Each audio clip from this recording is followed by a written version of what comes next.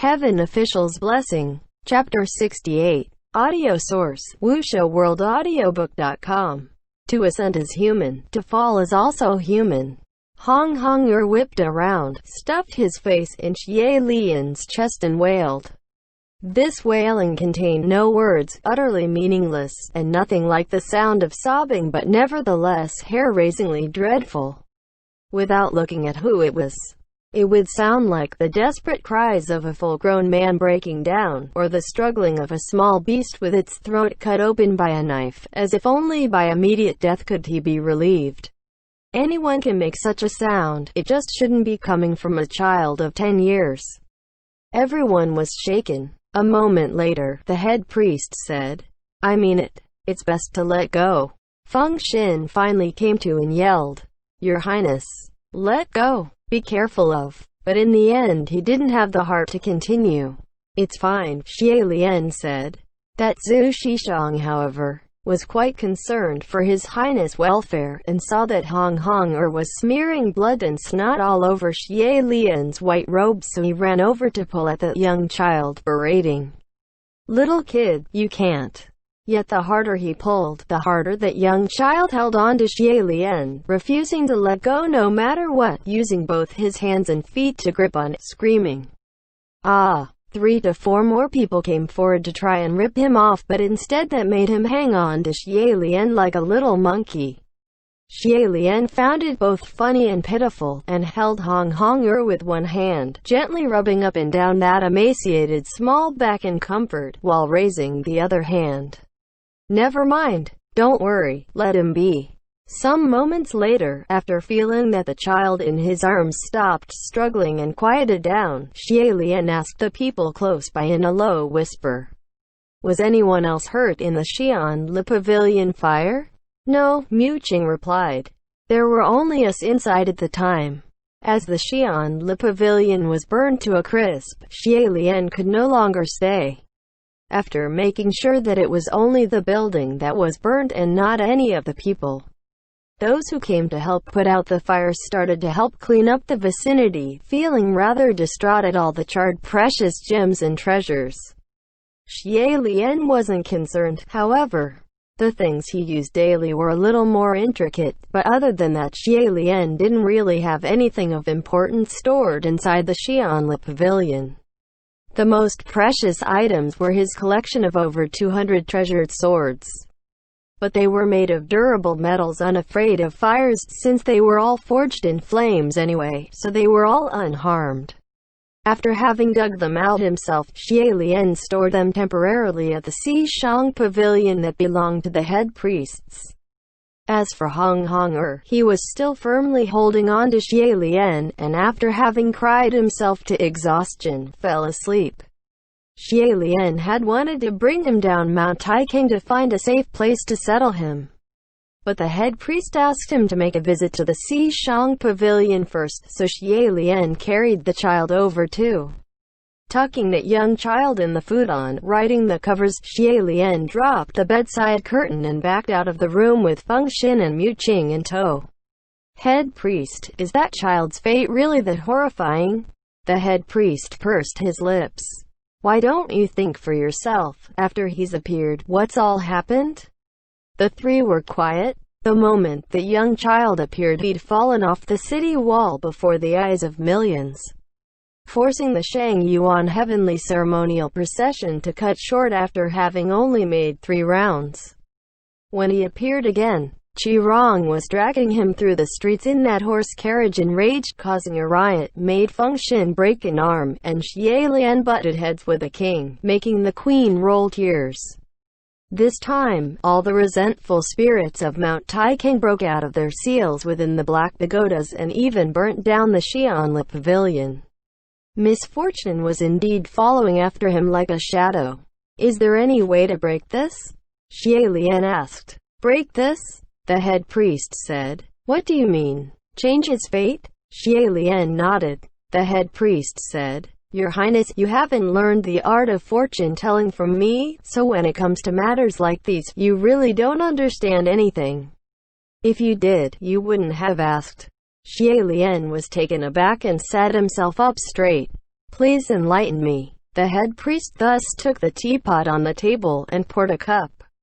Your Highness, do you still remember that day when you just turned 6, when His Majesty and the Queen bade me to enter the palace to tell your fortune? That one question I asked you.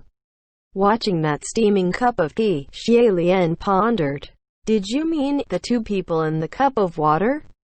That year, the head priest had asked Xie Lian many questions in order to help tell his fortune.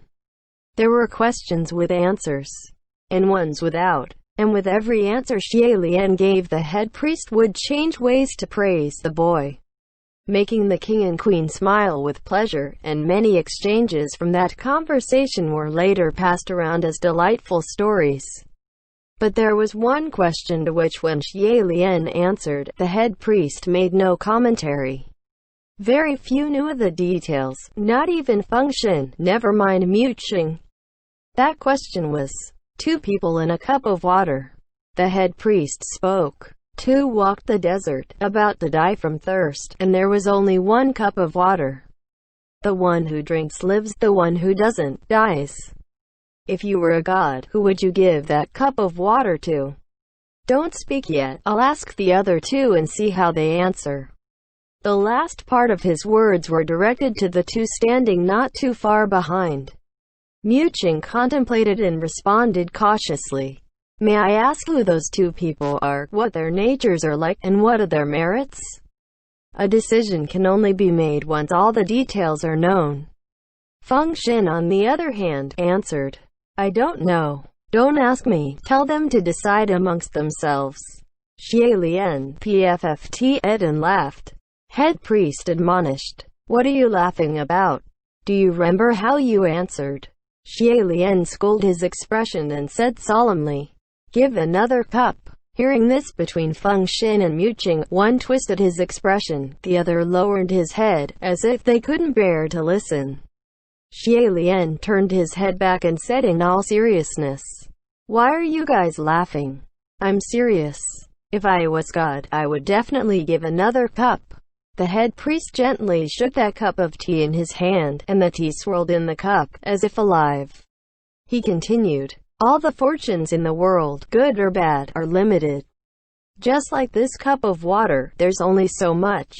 Once you've drunken your fill, there'd be no more left for others. If one receives more, the other must receive less. Throughout the ages, all conflicts are born from the fact that there are many in this world, but only 1 cup of water, and no matter who it's given to, there'd be a good reason. You want to change fate? It's difficult but not impossible.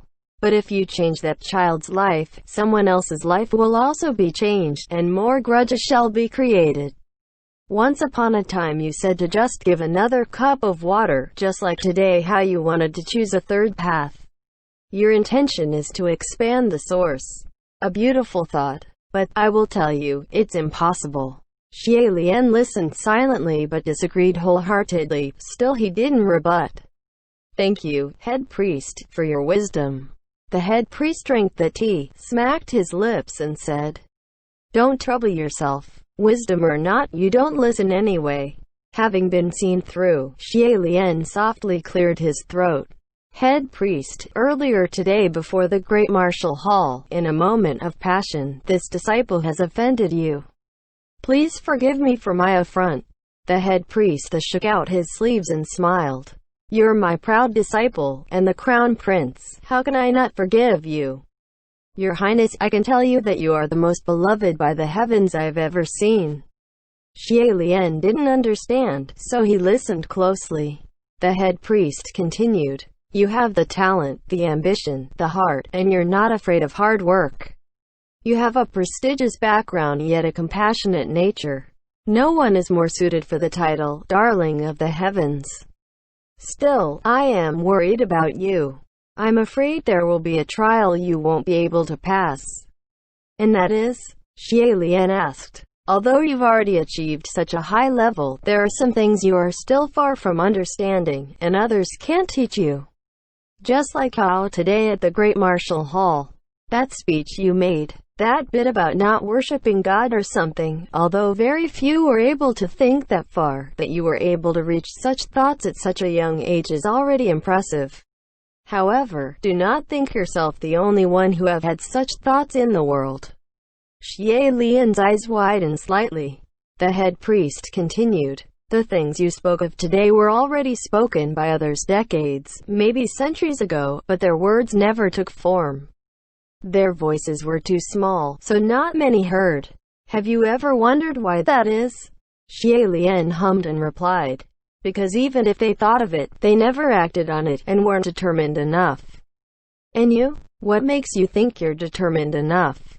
The head priest asked. Head priest, do you think I can ascend? Xie Lian asked. The head priest gave him a look and said, if you can't ascend then no one can. It's only a matter of time. Xie Lian smiled. Then, just you watch. He pointed to the sky. If one day I ascend, I will for sure do all that I said today, and become a power to behold. Feng Xin and Mu Qing, who were standing behind him, having heard his declaration, both unconsciously held their heads higher. Feng Xin's lips curved upward, and the light Xing and Mu Qing's eyes were exactly the same as Xie Lian's. The head priest nodded. Very well, I shall wait and see. However, I don't think it's a good thing for you to ascend too early.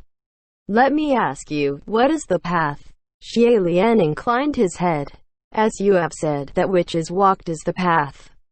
That's correct, the head priest said. But you haven't walked enough. So, I think it's time for you to take a walk down the mountain. Xie Lian's face lit up. The head priest continued. You're 17 this year. I will permit you to descend Mount Taikang, and gain some experience through travels on the outside. That's excellent, Xie Lian exclaimed. Every day spent at the royal capital, just thinking about the king, Qi Rong, and many others, Xie Lian couldn't help but feel crabby. Plus, having such a glamorous Xi'an Le pavilion be torched, he wouldn't be able to avoid another bout with his parents. If he could go further away, he could focus on walking his own path. Just then, the head priest added, Your Highness, throughout the ages there's been a saying that's passed down like it's the ultimate truth, but it's actually wrong, only no one had ever noticed. What saying? When humans ascend, they become gods. When humans fall, they become demons. Xie Lian gave it a thought. Is there something wrong with that? The head priest replied. Of course it's wrong. Remember, when humans ascend, they are still human. When they fall, they are still human. Xie Lian chewed on those words, and the head priest patted him on the shoulder and glanced behind. In any case, as for that child, don't let it worry you too much. Everyone has their fate. Many times there won't be a way to help just because you want to help. If anything happens, we'll deal with it then. Go out and experience the world. I pray that when you return you will have matured. However, that very night, outside everyone's expectations, that child escaped from the Holy Royal Pavilion and disappeared. And what was even more outside of everyone's expectations, after his travels, at the age of 17, the crown prince of Xi'an Le Kingdom, Xie Lian soundly defeated a nameless ghost at the Yin Yen Bridge, and just like that, he ascended to the heavens amidst the roars of thunder and lightning. It was the shock of the three realms. End chapter.